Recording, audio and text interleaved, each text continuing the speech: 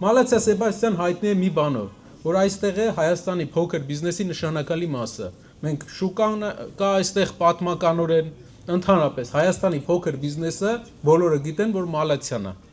Ու շատ երիտասարդներ այստեղ կան, ովքեր երազում են, մտածում են, որ իրենց ընկերությունները, իրենց ձեռնարկությունները, իրենց փոքր բիզնեսը ունենան։ Հայաստանում փոքր բիզնեսը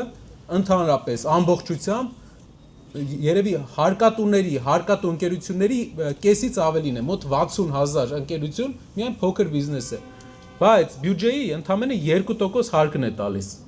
Ոնց եք կարծում, ճիշտ չի, որ փոքր բիզնեսը ազատվի հարկերից, որ հնարավորություն ստանա մեծանա։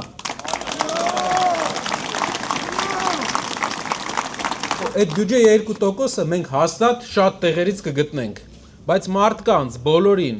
հարկել հենց հիմա Մալացիայում բազմաթիվ խանութներ,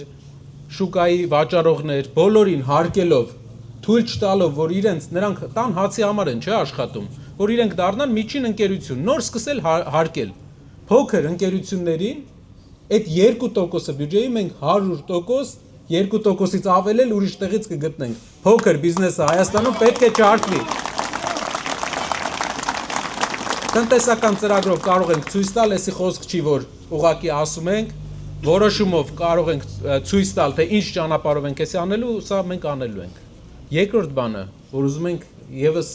կիսվել ձեր հետ։ Շատերը երիտասարդներ այստեղ կան, որ ամուսնությունը հետ են գցում, նրա համար, որ ընտանիքով բնակֆոնդի խնդիր կա։